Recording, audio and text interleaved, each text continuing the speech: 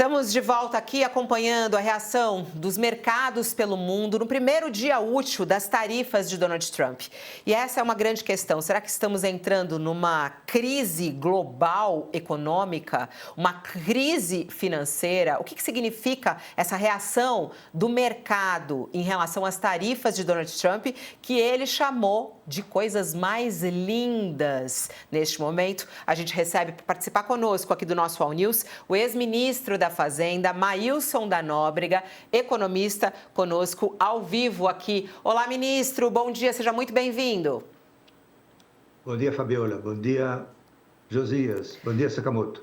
O senhor já tem um diagnóstico do que estamos vivendo neste momento? Estamos realmente mergulhando numa crise, talvez sem precedentes, ou uma forte crise global? Não, ainda não, né? Porque isso leva tempo para acontecer, né? O que existe são indícios muito fortes de que o mundo pode caminhar para uma recessão. E os mercados normalmente antecipam esse cenário, é o que está acontecendo nas bolsas de todo mundo, né? Um nível enorme de incertezas, né? De imprevisibilidade. E tudo isso afeta os mercados, né? Por exemplo, será que o Trump vai recuar dessa maluquice, né, que ele está fazendo?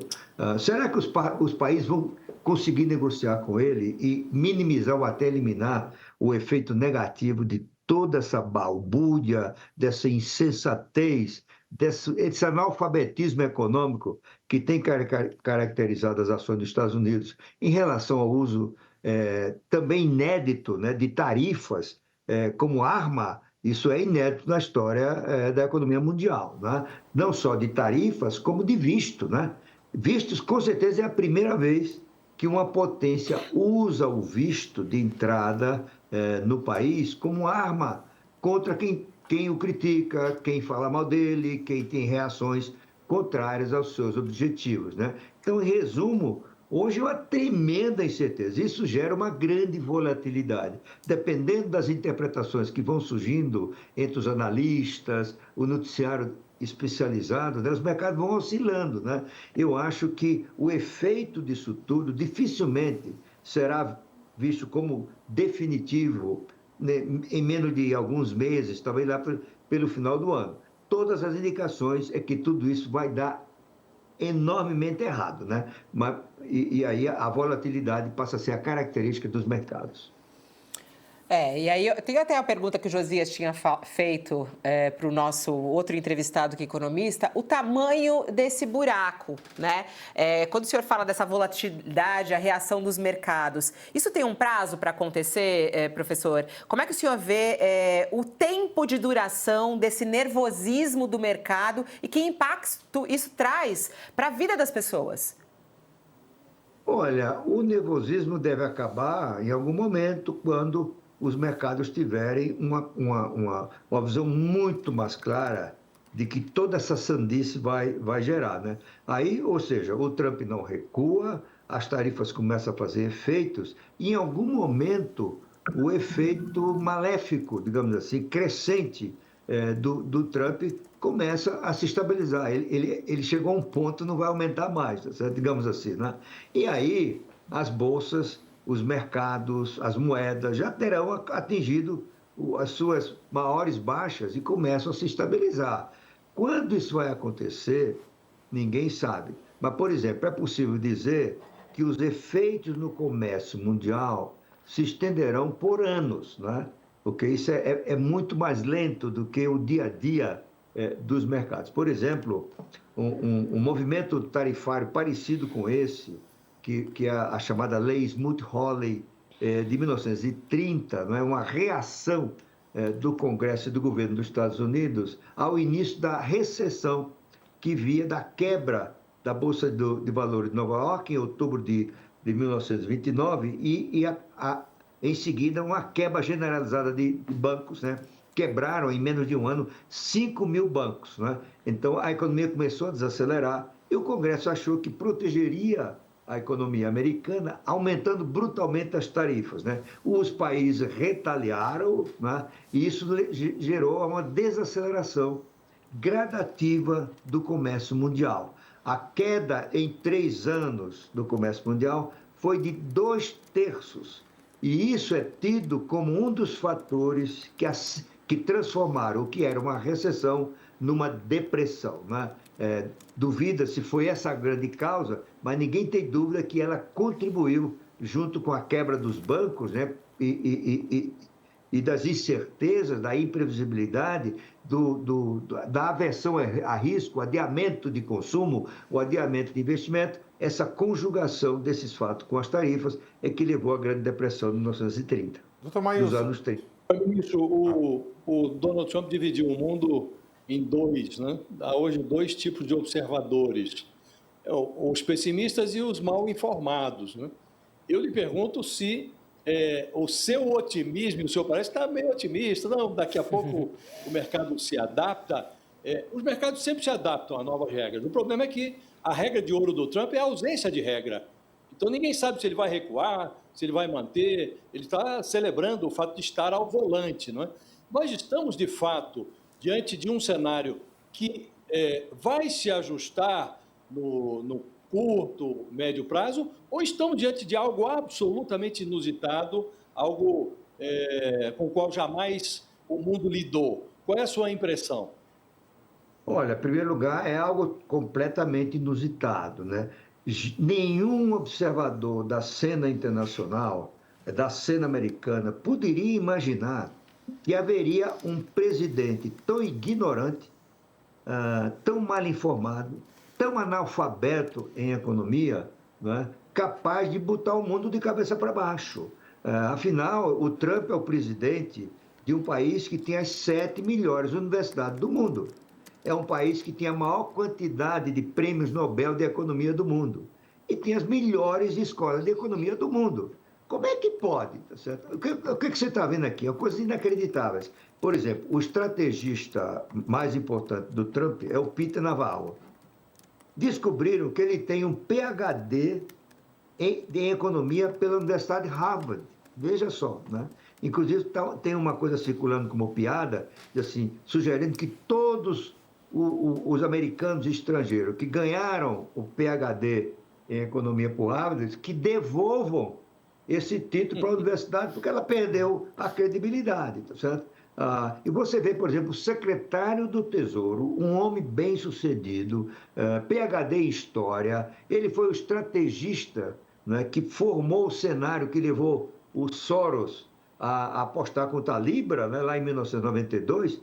Esse cara está apoiando tudo isso, entendeu? Então, a percepção é a de que o Trump de hoje é muito diferente do Trump do primeiro mandato.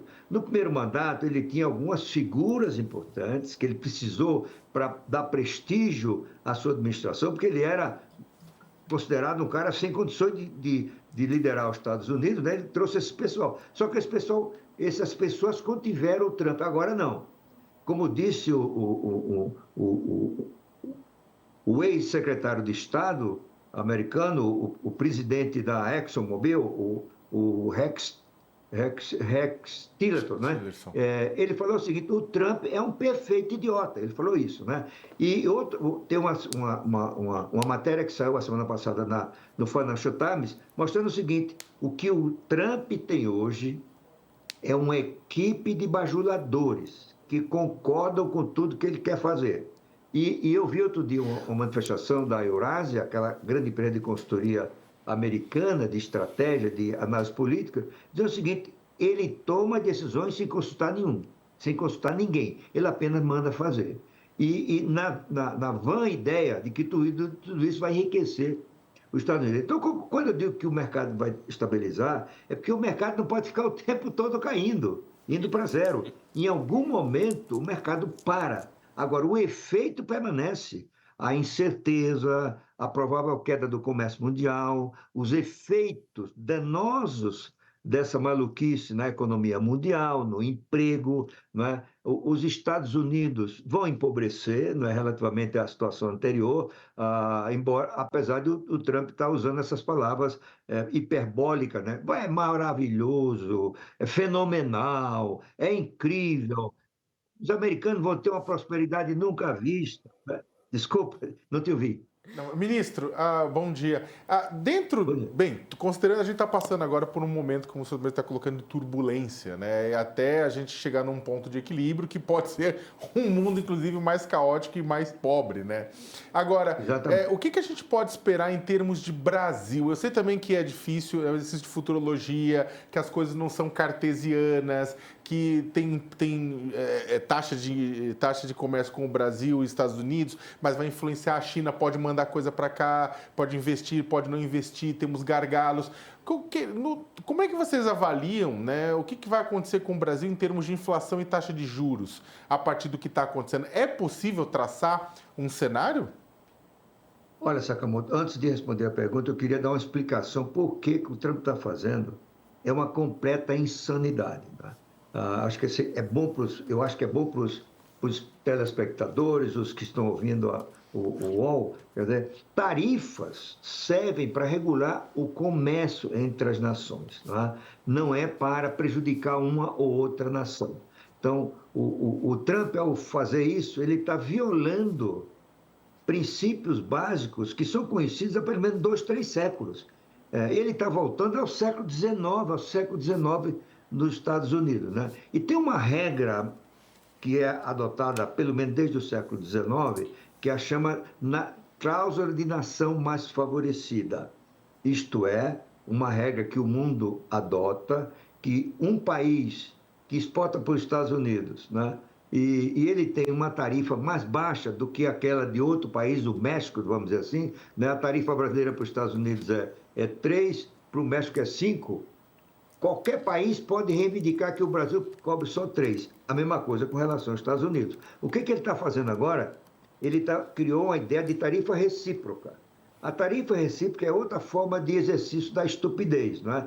Porque as tarifas diferem de país para outro em função da sua competitividade. Então, os Estados Unidos são um país maduro, um capitalista maduro, é um país muito competitivo, ele não tem que proteger a sua indústria. Enquanto que países como o Brasil, embora de forma excessiva, ainda tem que proteger a sua indústria. Por isso as tarifas são diferentes. Na hora que ele diz assim, agora eu vou equiparar tarifa por tarifa, a revista The Economist calculou que vão existir 2.300.000 tipos diferentes de tarifa. É um caos completo, tá certo? Então, é uma violação, deixa eu usar essa palavra novamente, do mínimo de percepção de como funciona uma economia moderna e como operam as instituições do comércio mundial, né? Sobre o Brasil, eu acho que uma coisa também que se pode dizer no Brasil é incerteza, tá certo? Eu vi muita gente até comemorando que o Brasil só tem 10%. Não tem que comemorar isso. 10% é muito ruim. Imagina 10% sobre um avião.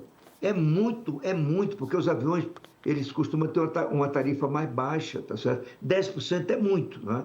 Então, agora, os produtores de calçado do Brasil vão poder exportar mais, porque o calçado da China vai pagar 34%, do Brasil 10%. Isso é verdade. Mas se eu fosse um empresário, eu pensaria 2 vezes em fazer isso. Porque essa ideia de que isso vai permanecer para sempre, não vai. Quando o Trump sair do governo, e ele pode, inclusive, enfrentar um processo de impeachment pelo mal que ele está causando à humanidade, ao seu país, aos trabalhadores do seu país, ele pode sair daqui a 2 anos, né? E junto o vice-presidente J.D. Vance, que é pior do que ele, certo? Então, mas não, eu acho difícil acreditar que os republicanos, depois de toda essa devastação, eles sejam competitivos para as eleições de 2028, né? Então, vai mudar. Provavelmente será um democrata o próprio presidente e ele tem que desmontar tudo isso. Então, imagina a empresa brasileira se preparar para exportar para os Estados Unidos num cenário que ele acha que é permanente, depois não é. Ele teria que fazer estrutura lá, enfim. Ô, ministro, então, o que tem no Brasil, desculpa, só para concluir aqui, o que tem problema no Brasil hoje é a incerteza. Eu acho que a probabilidade de tudo isso resultar em inflação mundial, inflação no Brasil, e se a tarifa de importação gerar a inflação que se espera nos Estados Unidos, provavelmente o Banco Central Americano, o Federal Reserve, vai ter que aumentar a taxa de juros, E, nesse caso, o dólar se valoriza, ao contrário do que está acontecendo agora, que haverá uma migração de capitais para os Estados Unidos. E, nesse caso, o real se desvaloriza, que é pressão adicional, né? E se o mundo vai despencar em termos de potencial de crescimento, o Brasil despenca junto, tá certo? Então, não tem como se proteger. E, finalmente, haverá um esforço de muitos países de desviar as exportações para os Estados Unidos para outros países. A China já fez isso várias vezes, sabe como fazer. Então, você pode ter vamos usar a palavra forte, inundação de produtos industriais no mercado brasileiro, o que significa perda, não é, de produção nacional, e isso gera também desaceleração do crescimento do Brasil. Em resumo, nós estamos sujeitos a provavelmente um dólar mais caro, juros mais altos e crescimento mais baixo, se tudo isso continuar. Não tem como ser bom para ninguém, pelo que o senhor está falando, né? É ruim para todo mundo. O senhor não vê uma oportunidade nessa situação, porque alguns falam, isso pode ser uma oportunidade para o Brasil, para avançar em outros mercados. O senhor, principalmente o agro, o senhor não vê uma oportunidade para o Brasil? E aí também uma outra questão, o senhor acha que existe alguma possibilidade ou necessidade do Brasil reagir também aplicando tarifa aos Estados Unidos, ou isso seria um erro do Brasil? Olha, Fabíola, eu acho que pode haver oportunidade para o Brasil, mas está cedo para falar isso, tá certo? Por exemplo, suponha que a negociação entre o Xi Jinping da China e o Trump dos Estados Unidos envolva o aumento das compras pela China de produtos agrícolas americanos, mais soja, mais milho dele. Isso vai ser ruim para o Brasil. Mas pode ser também que a China não faça esse acordo e prefira retaliar. Aí vai ser bom para o Brasil, porque os chineses provavelmente vão comprar menos soja, menos milho. Então, é cedo para uma afirmação mais definitiva do que vai acontecer, tá certo? Quanto ao segundo ponto, desculpa, eu falei tanto que eu... Das tarifas, ministro, da tarifa, quer dizer, o Brasil tem que aplicar alguma tarifa? Eu acho que a retaliação não é recomendável neste momento, né? Lembremos-nos que nós estamos lidando com um homem desequilibrado, narcisista, né, que pede para batizar um avião com o número do que ele é. Ele é o 47º presidente americano. E ele pediu à fábrica de jatos de combate, o F-6, né, devia ser F-7, vai ser os F-47, porque é o número dele. Imagina, um presidente que baixa uma medida legal para mudar o nome do Golfo do México para Golfo da América. Realmente, como diz, ele tem muito idiotice nisso aí e narcisismo, né? Então, eu acho que não dá para afirmar nada, certo? Eu tendo a ser mais pessimista do que outros que estão aí tentando encontrar saídas que livrem o Brasil do pior dessa maluquice, né? Então, no mínimo, eu tenho que dizer o seguinte: é cedo para qualquer afirmação definitiva de que o Brasil tem oportunidade. Finalmente, eu acho que seria um erro do Brasil retaliar, né?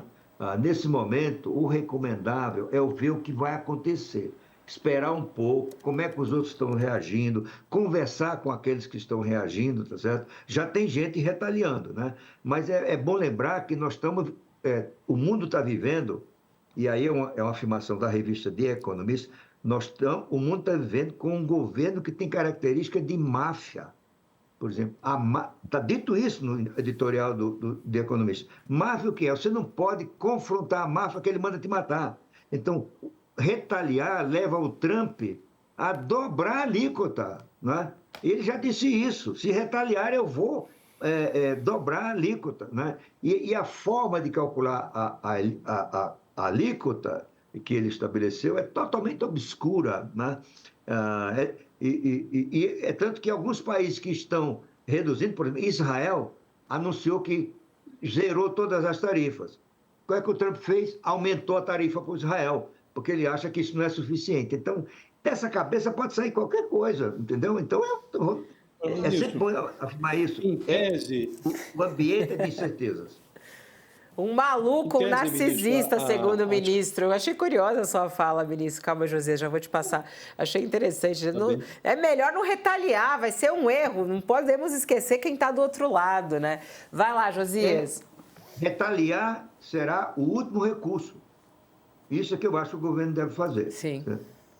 E ele dá sinais... Isso, em tese, o álcool está dando essas sinais nesse sentido. tarifas, em tese, essas tarifas dos Estados Unidos sobre o resto do mundo, se fossem mantidas as demais condições ali, isso fortaleceria o dólar, né? Ao reduzir a demanda americana por importações, reduziria também a demanda por moeda estrangeira e esse choque econômico global aumentaria normalmente uma demanda pelo dólar, que sempre foi visto ali como um porto seguro, né?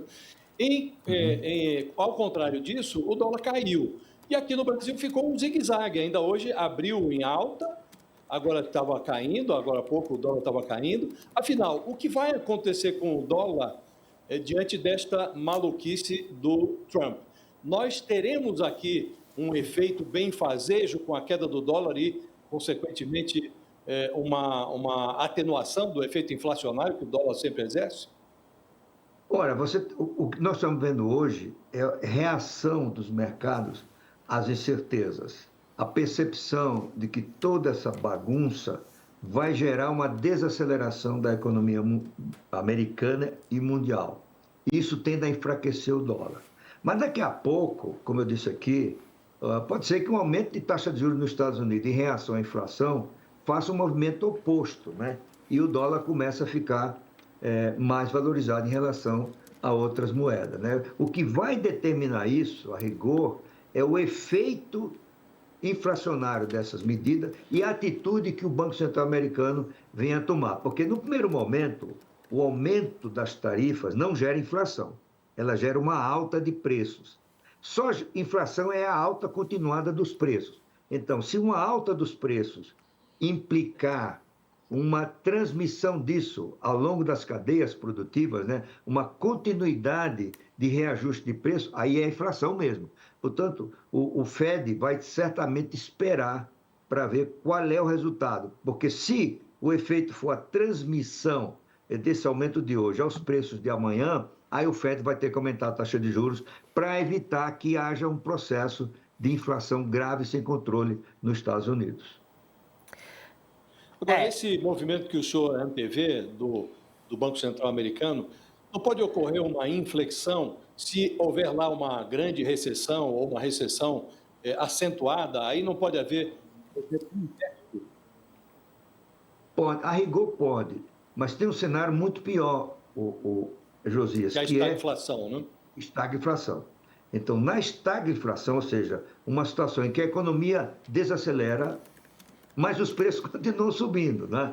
E, nesse caso, é difícil a operação do Banco Central. Eles vão, certamente, prejudicar ou optar pela ação que gere a menor perda de empregos, né? E, talvez, nesse caso, uma redução da taxa de juros. Mas, também, nem eles sabem disso.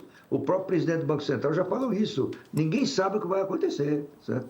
Então, a incerteza é generalizada. Agora, ministro, quando o senhor fala, né, é interessante quando o senhor fala que não existe ninguém que apoia isso, assim, não existe ninguém que consiga enxergar algo de positivo até para os Estados Unidos nessas ações do Trump. Ele não vai voltar atrás em algum momento, na sua análise? Ou a pressão americana, ou o desastre da economia americana não possa fazer com que Trump volte atrás e aí vai ser tarde para tentar recuperar? Como é que o senhor vê isso a longo prazo nos Estados Unidos? Olha, primeiro, Fabíola, tem um grupo de pessoas que acreditam nisso. Por exemplo, esse Peter Navarro, esse mesmo que tem um PhD em Harvard, está dizendo essas baboseiras, ele fez declarações hoje de manhã pedindo aos americanos que tenham paciência, porque isso vai dar certo, os Estados Unidos vai ser mais forte, os países têm que negociar, é isso que eles querem, não é? Então, tem gente que acredita que isso vai dar certo, né? Agora... Mas aí esse grupo, ministro, até só pegando esse ponto, interessante isso que o senhor está falando, porque quando o senhor falou disso da primeira vez, deu até a entender ali um pouco do que a gente viveu na pandemia e o pessoal na área da saúde que às vezes saía em defesa de algo absurdo. Os negacionistas, vamos colocar assim. A gente agora tem os negacionistas da economia, nesse sentido, né? Que é assim, é algo que está traçado, a maioria diz isso, não há estudos que possam comprovar de que essas medidas possam dar sucesso, né? Então, quer dizer, há um pouco desse negacionismo desses economistas? Eu gostei dessa palavra, né? Negacionismo mesmo, né? As pessoas estão encantadas com o Trump, inclusive dizendo bobagem. Por exemplo, o porta-voz, a porta-voz daquela mocinha lá, que transmite a visão desse grupo, ela disse a semana passada que quem for produzir nos Estados Unidos não tem tarifa. Aí eu pensei, ah, é? Aprendi mais essa. Porque tarifa é só quando a mercadoria cruza a fronteira. Portanto, a lógica, há milênios, diz o seguinte: quem produzir no país, paga imposto do país. Por exemplo, no Brasil, a gente paga ICMS, IPI, etc. Mas tarifa é só quando a mercadoria é exportada ou quando a mercadoria é importada. Então, a ignorância é generalizada nessa equipe do Trump. Ou as pessoas estão com medo, não é, de criticá-lo. Né? Agora, fica uma pergunta sobre a sua resposta. Se você puder refrescar, eu já me esqueci de tanta gente falar aqui. Não, eu acho que era essa pergunta sobre a longo prazo nos Estados Unidos, né? Porque se a pressão interna americana não possa fazer ou que Trump mude de ideia, mude o seu caminho, mude sua rota, ou de repente até o impeachment dele, quer dizer, se a pressão americana vai fazer alguma cosquinha aí em Trump e nessa equipe aí que o apoia. Eu não tenho dúvida nenhuma disso. A sociedade americana é uma sociedade vibrante, que valoriza, mais do que muitas outras, a democracia, a sua participação. Nós já estamos vendo sinais disso. Por exemplo, a eleição daquela juíza lá no Wisconsin, né? O Elon Musk foi lá fazer campanha, doou 20 a 25 milhões de dólares. É a mais cara campanha para um juiz. Como a gente sabe, nos Estados Unidos tem uns juízes que são eleitos, não são indicados pelos governantes. É a mais cara campanha. Né? E estava lá um candidato de esquerda, uma moça, né? Uma senhora, e todo mundo achava que ela ia perder, e ela ganhou com 60% dos votos. Na Flórida aconteceram 2 eventos também, né? Em que as eleições, lá nos Estados Unidos, como no Reino Unido, quando morre um deputado não tem suplente. Quando morre um senador não tem suplente, tem nova eleição. Então teve 2 eleições, recentemente, semana passada, na Flórida, para eleição de deputados para substituir pessoas que faleceram. Pois bem, numa delas, o ganho de voto foi mais de 17 pontos de percentagem. E o Trump ganhou na Flórida por uma diferença mínima. Ou seja, o eleitor republicano, quando você considera essas eleições, está mostrando que começa a mudar. Então, em algum momento, isso tudo vai se transformar em reação ao Trump. E ele está numa sinuca, eu acho, né?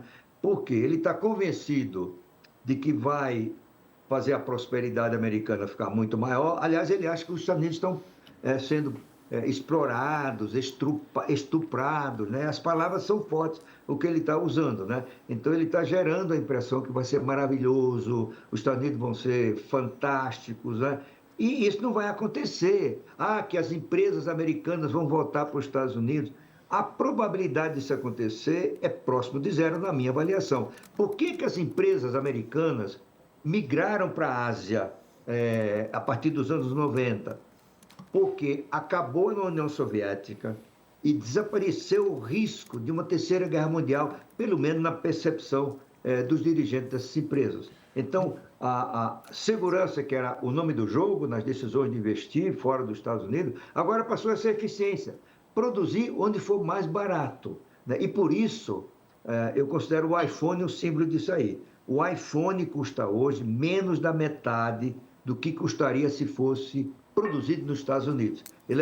Nos Estados Unidos faz apenas o projeto, o design, e a propaganda e o financiamento do projeto. Né? O resto acontece, uma parte na Alemanha, uma parte na Coreia do Sul, e a grande montagem é feita na China.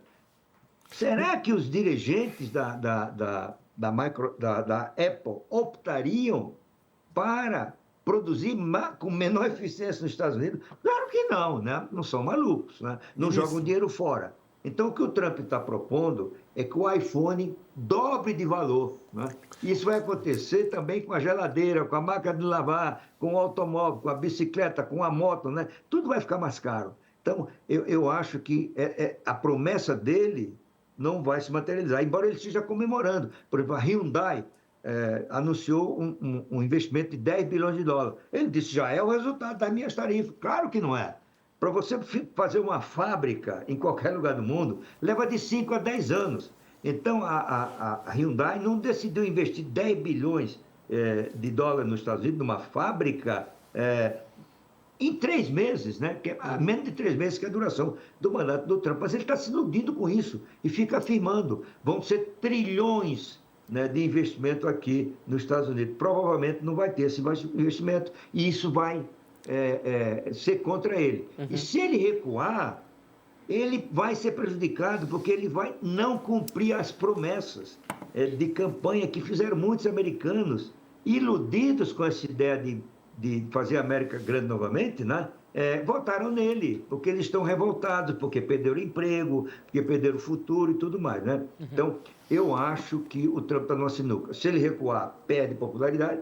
Se ele não recuar, o efeito econômico leva à perda de popularidade. Portanto, na minha avaliação, minha modesta avaliação, a perda de popularidade do Trump, se ele não recuar disso tudo, ou se recuar disso tudo, é praticamente garantida. Ministro, o senhor estava falando com relação ao impacto das medidas do Trump para a vida comum dos trabalhadores nos Estados Unidos, ou mesmo em outros lugares do mundo, né? Agora, pensando para a vida dos trabalhadores ou da população brasileira de uma maneira geral, repito, eu entendo completamente que a gente ainda é muito cedo para entender quais são os desdobramentos com relação a juros, a inflação, tudo isso mais. Mas, independentemente das doideiras do presidente americano, a vida segue aqui.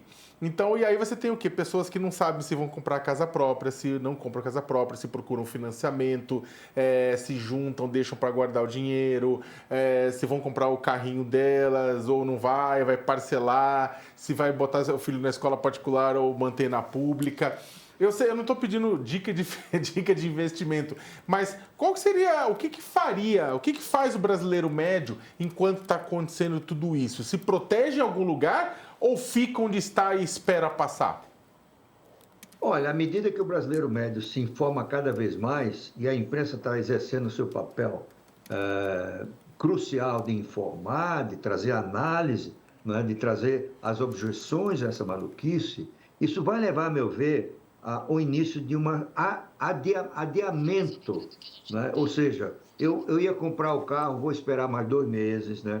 E, aversão ao risco, eu não vou investir em tal ação, né? Eu vou preferir investir em títulos públicos, que é mais seguro, né? E tem um juro garantido, né? Você tem uma paralisia, digamos assim, de decisões de investir e de consumir, que será crescente, né? Então, só quando esses efeitos começarem a ficar mais claro, é que os consumidores, os investidores, disporão de mais informações para tomar a sua decisão. Não, agora eu já vi que não é tão grave como eu pensava, agora eu vou voltar de novo a pensar na casa própria. Mas neste momento, a consequência, eu diria, que generalizará é a de adiamento de decisões de consumo e de investimento. Claro, tem aquele parte do consumo que você não pode deixar de consumir, por exemplo, alimentos, saúde, não é? Até lazer, as pessoas vão começar a pensar,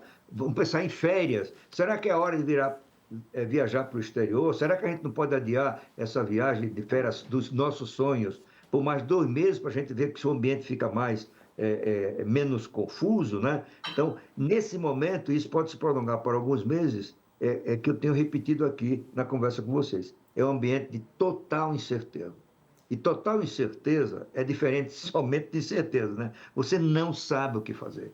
Então, essa é a situação do Brasil de hoje. Olha, falando no momento e na situação, hoje a gente estreou aqui, aliás, um convite ao senhor acompanhar, viu, ministro? O senhor que é do mercado, como a gente fala, o UOL agora tem um programa, Mercado Aberto, todos os dias, das 8 às 8h30 da manhã, com repercussão dos números do mercado pelo mundo, né?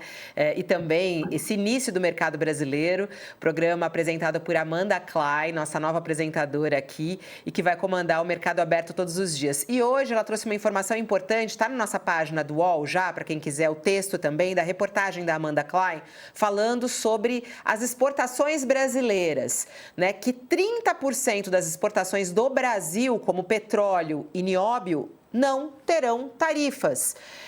Em meio a todo esse caos que foi instalado nos mercados desde o início do tarifaço de Trump, um alento aí ao Brasil, né? Pelo menos 30% das exportações de produtos para os Estados Unidos não terão acréscimo, não terão tarifa. O Ministério de Desenvolvimento, Indústria e Comércio, o Itamaraty e a Associação do Comércio se debruçaram sobre os pormenores da decisão e os americanos publicaram nos anexos às decisões inúmeras listas de exclusões. E entre as exclusões estão petróleo, combustível, madeira, ouro, cobre, nióbio e diversos outros minerais. Para você ter uma ideia, na pauta brasileira de exportações para os Estados Unidos, petróleo vem em primeiro lugar com 1 bilhão e 300 milhões de dólares, seguido pelo aço e pelo ferro. Depois vem reatores, máquinas, café, chá. O Ministério do Desenvolvimento está, neste momento, fechando as notas e avaliando todos os bens e serviços capazes de serem excluídos. Então, essa, de certa maneira, acho que pode ser considerada uma boa notícia, não, ministro Maílson da Nóbrega? Vou chamar o intervalo para quem está nos acompanhando na TV, mas o ministro segue com a gente aqui pelo YouTube para responder essa pergunta. Vamos lá, ministro. É uma boa notícia aí a gente pensar que 30% das exportações não serão afetadas? Eu acho que nesse mar de bagunça, de incerteza, é uma boa notícia, certo? Agora, volto a dizer, uma das características do Trump é a imprevisibilidade, certo? Então, nada impede que de amanhã ele reveja isso. Porque há uma consequência grave para os Estados Unidos no futuro, é que é uma quebra de confiança, né? Por exemplo, a revista The Economist, para citar novamente esse veículo, ela fez um artigo especial dizendo que a China vai ser uma grande ganhadora desse processo, né? Inclusive por razões geopolíticas. Por exemplo, qual é a certeza que os habitantes de Taiwan têm hoje que os Estados Unidos vão defendê-lo se a China invadir? Nenhuma, né? Porque o Trump, por exemplo, ele assumiu o lado na guerra da Ucrânia, que é o lado da Rússia. E a Rússia, dentro das regras, das normas, dos princípios, né, de segurança nos Estados Unidos, a Rússia é considerada um grande adversário e a China é considerada o inimigo. Como é que o cara se alia ao inimigo, ao adversário, né? Como ele fez com a Rússia, né? Ou o secretário de Estado, por exemplo, que se arvora de intermediário na negociação entre Rússia e Ucrânia, ele declarou que a Ucrânia tem que se conformar que vai perder território. Como é que pode? Alguém que está fazendo a intermediação já de saída disse que o outro vai ser derrotado, entendeu? Então, é um mundo bagunçado. Então, eu acho que quem estiver dizendo tem uma grande vantagem, eu acho que se puder aproveitar bem. Por exemplo, exportar mais petróleo para os Estados Unidos, se for possível, né? Mas tudo isso pode mudar de uma hora para outra, porque não existe mais aquele compromisso que os Estados Unidos consolidaram após a Segunda Guerra Mundial. Nós iríamos viver numa ordem mundial baseada em regras e não na força, que foi a característica dos períodos anteriores. O que o Trump está dizendo agora, o mundo será governado pela força, pelo poder, né? É o meu poder que vai determinar o que é que eu quero dos demais países, né? Autoritário, né, ministro? É isso. Ó, a reportagem completa da Amanda Klein está na nossa página do UOL, dessas exportações. Acho bem interessante a gente olhar para isso, né? Porque foi tudo anunciado de uma maneira assim, bum, e aí agora vamos fazendo as contas. Qual é realmente o impacto? Onde o Brasil pode se dar mal? Se tem alguns setores que podem ficar livres. E a Amanda descobriu, então, aí que 30% das exportações do Brasil estão livres dessa taxa. E, como disse o ministro aqui, 10% é muita coisa. Estamos recebendo aqui o ministro Maílson da Nóbrega. Só uma última questão, então, ministro, a gente está acompanhando aí os mercados desabarem, mas claro, o mercado dos Estados Unidos reagindo de uma outra maneira, em alta nessa manhã, né? Apesar da queda que aconteceu na semana passada, a gente vê os mercados americanos se recuperando. As ações em Wall Street abriram em queda hoje, mas depois se recuperaram e começaram a subir. Pode até, em algum momento, o mercado americano reagir bem a tudo isso? Olha, eu acho que durante certo período não, né? Eu estou vendo aqui na minha tela os dados dos mercados no exterior, né? Pela minha tela aqui já está caindo, a Bolsa Americana já está caindo. Aqui, pelo que eu olho aqui, o, S- O o, senhor que o tem a S- telona aí, com todos os dados, atualiza para a gente. Como é que está aí a não, tela? eu estou vendo aqui, o SP500 está caindo 0,67. Tá. A Bolsa de Londres está caindo 3,29, certo? O Nikkei está caindo 7,8%. Então, que é o do Japão, né? Caiu, já fechou o mercado lá. Mas pela minha tela aqui, a menos que eu esteja equivocado, a Bolsa brasileira está caindo 0,44. Ela chegou a subir no início, né? E o americano está caindo 0,67. E agora mudou para 1,12% a queda na Bolsa de Nova York, aqui Isso. na minha terra, né?